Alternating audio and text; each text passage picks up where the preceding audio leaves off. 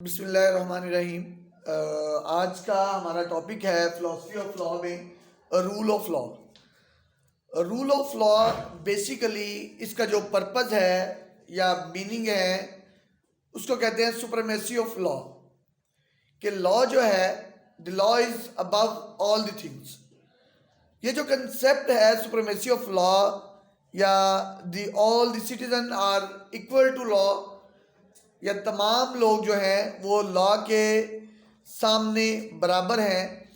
वैसे तो हम ये जानते हैं कि इस्लाम ने जो मुसावात का दर्ज दिया ये बेसिकली उसी बेस पे है, लेकिन उसके बाद यूके और यूएसए इन्होंने भी इस पे बहुत ज़्यादा काम किया और सुप्रीमेसी ऑफ लॉ का जो है वो एक पूरा थीम जो है वो लेके आए।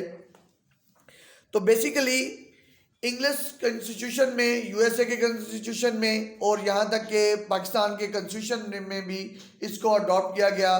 जो कॉन्स्टिट्यूशन ऑफ पाकिस्तान 1973 है उसका आर्टिकल 4 और आर्टिकल 25 जो है वो इस चीज़ को एलेबोरेट करते हैं कि तमाम लोग जो हैं वो इक्वल हैं बिफोर द लॉ, कोई भी अबव द लॉ नहीं है। ये कंसेप्ट पहले था यूके में, जैसे वो कंसेप्ट था कि king can do no wrong और the king is an absolute authority. इसको सुपरसीड करने के लिए ये एक रूल ऑफ लॉ जो है वो बनाया गया। रूल ऑफ लॉ जो है ये तीन मैंने जो क्रॉस रेफरेंस बताए, ये तीन क्रॉस रेफरेंस हैं पाकिस्तान के कॉन्स्टिट्यूशन में, यूके के कॉन्स्टिट्यूशन में और उसके बाद यूएसए के कॉन्स्टिट्यूशन में। बेसिकली इसका जो जनरल मीन है वो यही है कि justice for all, equality for all the citizen are all the subjects of a government are equal before the law. लिहाजा इसकी जो बेसिक डेफिनेशन है डाइसे के मुताबिक वो कहता है the absolute supremacy of a regular law as oppose to influence of arbitrary powers. जो आर्बिट्ररी पावर्स हैं उसके अगेंस्ट, उसके ऑपोजिट जाके जब हम आर्बिट्ररी पावर्स को, सुप्रीमेसी को या आप कह लें मोनार्की को ख़त्म करके तमाम लोगों को अबव दी, मतलब अगर एक प्राइम मिनिस्टर है तो वो भी जवाबदेह है, एक चीफ जस्टिस है तो वो भी जवाबदेह है बिफोर द लॉ, और अगर एक चीफ ऑफ आर्मी स्टाफ है तो वो भी बिफोर द लॉ जवाबदेह है। तो डाइसे के मुताबिक इसको हम कहते हैं supremacy of law or the rule of law. अब रूल ऑफ लॉ में जो हिस्टोरिकल इसका बैकग्राउंड है ये बेसिकली एक फ्रेंच डॉक्ट्राइन है जिसको कहते हैं लॉ प्रिंसिपल ऑफ लेगिलाइट। लेगिलाइट का मतलब the principle of legality. Legality mean कि जो लीगल है, लॉ है, वो सुपीरियर है तमाम चीज़ों से। इसकी जो दूसरी एग्जांपल है वो जिस तरह जो है वो अरिस्टोटल ने कहा the government by the law but not the man. जो गवर्नमेंट जो है, जो सुप्रीमेसी है वो लॉ की होगी, मैन की नहीं होगी। वो आपकी जो बेसिकली जैसे हम ये कहते हैं कि अगर जो सल्यूट है, रिस्पेक्ट है, वो जज की कुर्सी है, उस पर बैठा हुआ एक सेल्फ जज नहीं है, वो जज जवाबदेह है, लेकिन वो जज की जो कुर्सी है, वो जो पोजीशन है वो रिस्पेक्टेबल भी है। और कंटेम्प्ट भी जो होती है, जो हम कंटेम्प्ट ऑफ कोर्ट कहते हैं, तो वो हमेशा उस कोर्ट की है, उस डेजिग्नेशन की है या उस लॉ की है। तो लिहाजा जब हम बात करते हैं इस पे कि जी इनको हम लॉ ऑफ गॉड भी कहते हैं, बाद इसको नेचुरल लॉ भी कहते हैं, सोशल लॉ भी कहते हैं, ये तमाम जो नेम हैं इससे मुराद रूल ऑफ लॉ है जी। अब इसमें जो है एक बड़ा लीडिंग केस है एंटिक वर्सेस कैरिंगटन जो है, ये एक यूके का केस है। ये केस जो है वो 1875 का एक केस, 1765 का केस है जी, 1765 का। इसमें बेसिकली क्या किया गया, जो एंटीक है उसके घर में जो सेक्रेटरी ऑफ द स्टेट है उसके इजाज़त से, उसके ऑर्डर से उसके घर में वारंट भेजे गए और उसके पेपर को सीज कर दिया गया। उसने इस बात को चैलेंज किया तो वहाँ पे ये कहा गया कि ये उसका एक्ट जो है वो इलीगल है, क्योंकि अगर आपने वारंट जारी करने थे through proper channel, through court जो है, थ्रू मजिस्ट्रेट आप वो वारंट जारी करते और उसके पेपर्स को सीज कर देते। तो लिहाजा वहाँ पे जो सेक्रेटरी ऑफ द स्टेट था उसका जो ऑर्डर था उसको नल एंड वाइड जो है डिक्लेयर कर दिया गया और ये कहा गया कि ये इलीगैलिटी है। तो 1765 से इस लॉ ने जो है वो ऐसा प्रोसीड किया कि उसको रूल ऑफ लॉ को जो है वो मजीद बना दिया गया। अब जो इसके रूल ऑफ लॉ के जो है वो डिफरेंट एस्पेक्ट्स हैं, उनमें सबसे पहली बात कि जो है वो इंडिविजुअल्स का जो राइट है वो इन्फ्रेंड नहीं होना चाहिए। उसको लिबर्टी है, फ्रीडम है, फ्रीडम ऑफ स्पीच है, फ्रीडम ऑफ वॉक है, फ्रीडम टू राइट है, फ्रीडम टू लिव है। वो तमाम जो फंडामेंटल राइट्स जो हैं बताए गए हैं, जो आर्टिकल 8 to 28 हैं कॉन्स्टिट्यूशन ऑफ पाकिस्तान 1973, उनमें इस चीज़ को ये एलेबोरेट करता है कि there is supremacy of law, there is rule of law. तो लिहाजा इसमें ये कहा जाता है कि तमाम जो सब्जेक्ट हैं वो इक्वल हैं। अगर पनिशमेंट जो है लॉ के मुताबिक अगर कोई बंदा गलत करता है तो उसके लिए सेम पनिशमेंट है जो कि एक प्राइम मिनिस्टर के लिए है, सेम पनिशमेंट एक सिंपल सिटीजन के लिए है जो कि एक जज के लिए भी है। हाँ, कहीं ना कहीं पे उनको जो है इम्यूनिटी हासिल होती है, वो इम्यूनिटी उनको पर्सनल नहीं है। During the course of their duties, during the course of their services, अगर एक जज अपनी ड्यूटी के दौरान कोई इलीगैलिटी करता है तो उसमें उसको इम्यूनिटी है। लेकिन अगर वो पर्सनली किसी को कोई क्राइम करता है तो he is as equal as a layman. So that is a rule of law, that no one is above the law. तो रूल ऑफ लॉ को जो है वो इसी तरीके से सबकी पनिशमेंट सेम है। सुप्रीमेसी ऑफ पार्लियामेंट है, पार्लियामेंट जो लॉ बनाएगी उसके आगे सारे इक्वल हैं। अब डाइसे ने जो रूल्स इलेबोरेट किए हैं उसमें उसने बताया है कि जी फर्स्टली वो कहता है जी एब्सेंस ऑफ आर्बिट्री लॉज। जो आर्बिट्री लॉज हैं उसको उसने ख़त्म कर दिया कि नहीं जी रूल ऑफ लॉ होगा, जो लॉ होगा वो फिक्स्ड होगा, कोडिफाइड होगा। जैसे हमारे पास है पीपीसी है, सीपीसी है, सीआरपीसी है, कानून शहादत है, काइट फ्लाइंग एक्ट है, जो हमारे पास नैब ऑर्डिनेंस है। इस किस्म के जो भी हैं कोडिफाइड लॉज हैं, फिक्स्ड लॉज हैं जो कि पार्लियामेंट ने पास किए हैं और पार्लियामेंट के पास करने के बाद वो लॉज बना दिए गए हैं। उसके बाद जो है वो कहता है जी फॉर्म ऑफ गवर्नमेंट। अब रूल ऑफ लॉ में एक फॉर्म ऑफ गवर्नमेंट होगी। गवर्नमेंट के जो 3 पिलर्स हैं, अदलिया है, मुकन्नना है और एस्टेब्लिशमेंट है, वो उसी लिहाज से वो चलेंगे।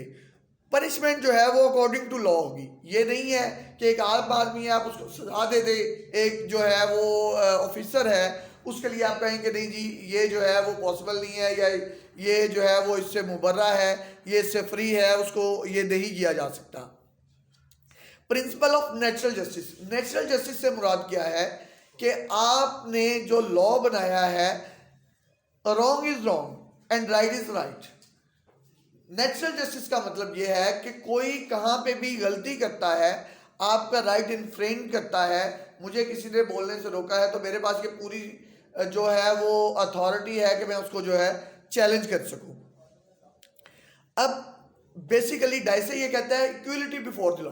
जो मैंने पहले भी कहा कि तमाम लोग जो हैं वो लॉ के सामने इक्वल हैं, उसके लिए कैटेगरी नहीं है। इवन जो पुलिस वाला है अगर वो भी कोई करता है, कोई डीपीओ है या आईजी तक, जो मतलब व्हाट्सोएवर हायर रैंक इज, जो भी कोई अगर कोई क्रिमिनल एक्टिविटी करेगा, वायलेशन ऑफ लॉ करेगा तो उसके लिए पनिशमेंट है और वो पनिशमेंट सेम है जो एक लेमैन के लिए है। अब इसमें जो है स्पिरिट ऑफ लीगल जो है, अब इसमें थोड़ा सा क्रिटिसिज्म भी आ गया कि जी देखें अगर इस तरीके से है तो वो रूल्स कहाँ गए कि king can do no wrong, ठीक है जी, या आपके जो किसी भी दूसरे मुल्क में डिप्लोमेटिक लोग होते हैं वो अगर कहीं पे जाएंगे अगर उनको भी इम्यूनिटी हासिल नहीं होगी तो फिर ये भी एक उस पर क्रिटिसिज्म आ गया। अब एक सिटिंग चीफ जस्टिस है या प्राइम मिनिस्टर है, अगर वो जनरल होंगे जो उनको इम्यूनिटी दी गई है, अगर हम उनको भी चैलेंज कर लेते हैं तो उस सूरत में रूल ऑफ लॉ कहाँ जाएगा। अब ये जो क्रिटिसिज्म था, ये बात कुछ समझने की बात है। इस तरीके से जो आप कहते हैं जी क्राउन जो है, अगर वो भी कोई गलती करेगा तो आप उसको भी चैलेंज कर सकते हैं। तो अब वो जो यूके, यूएसए और इवन पाकिस्तान में जो लॉज बनाए गए हैं तो वो इसके ऑपोजिट जाते हैं। ये क्रिटिसिज्म है कि रूल ऑफ लॉ में आपको इतनी स्पेस रखनी चाहिए थी कि जिसमें आप इनको एक स्पेस दे सके, जगह दे सके। एनीवे जो मॉडर्न कंसेप्ट है उसको इसने बड़ा अच्छे तरीके से रूल ऑफ लॉ ने एलेबोरेट किया है।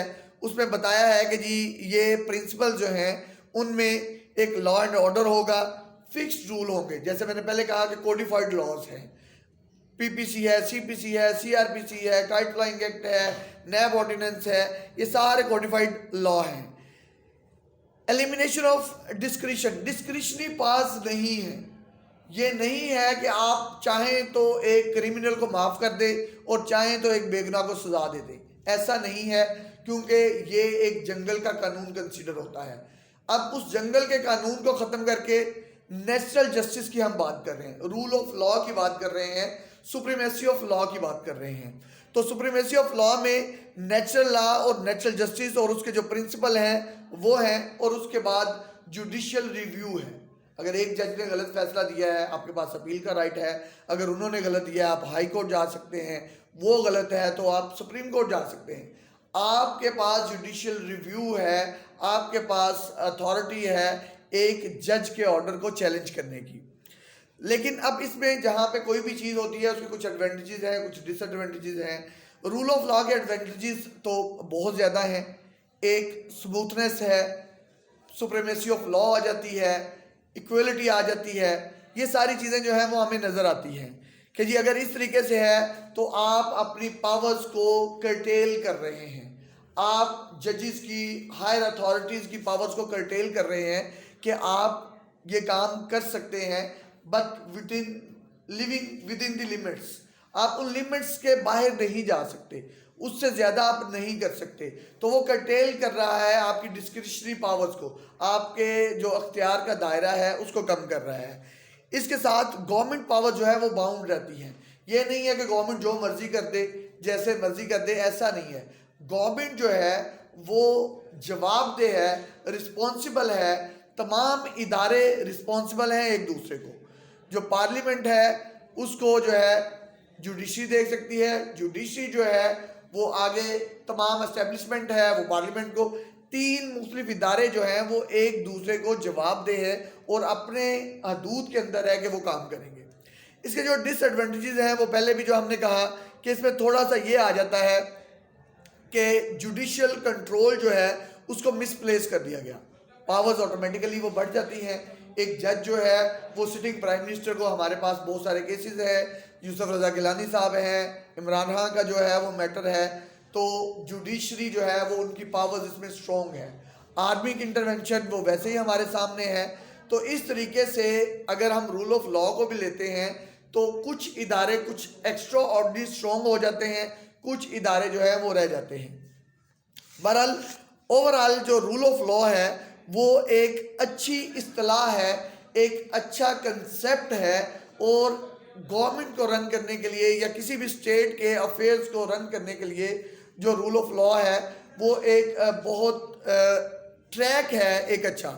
अब इसमें जो है रूल ऑफ लॉ को जो प्रमोट करके बहुत सारी चीज़ें जो हैं वो इसमें रूल ऑफ लॉ में ऐड की गई। ब्रिटेन में जो है रूल ऑफ लॉ में ये बताया गया कि जी आपको पर्सनल राइट टू फ्रीडम है, स्पीच है, पब्लिक मीटिंग है। गवर्नमेंट के ऑब्लिगेशंस में बताया गया कि जी आप जो है मिनिस्ट्रियल आपकी रिस्पॉन्सिबिलिटी है, मिनिस्टर कैबिनेट को जवाबदेह है, ना सिर्फ वो पूरी कैबिनेट जो है वो उसके जो रूल एंड रेगुलेशंस हैं या उसके जो मामलात हैं वो भी जवाबदेह हैं, और मिनिस्टर सेपरेटली भी जवाबदेह हैं। इसी तरीके से जो आर्मी है, आर्मी भी एक ख़ास ट्रैक तक जो काम कर सकती है, उसके बाद आर्मी भी जो है वो उसमें जवाबदेह है। इसी तरीके से जो ऑफिशियल्स हैं वो भी कोई अनलॉफुल काम नहीं कर सकते।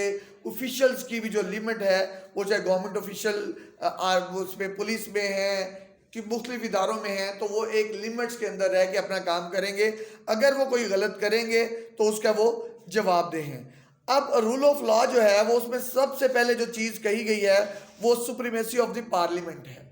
पार्लियामेंट क्योंकि एक ऐसा इदारा है जो कानून बनाता है और एस्टेब्लिशमेंट उसको इम्प्लीमेंट करवाती है, जबकि जुडिशरी जो है वो उस पर चेक एंड बैलेंस रखती है।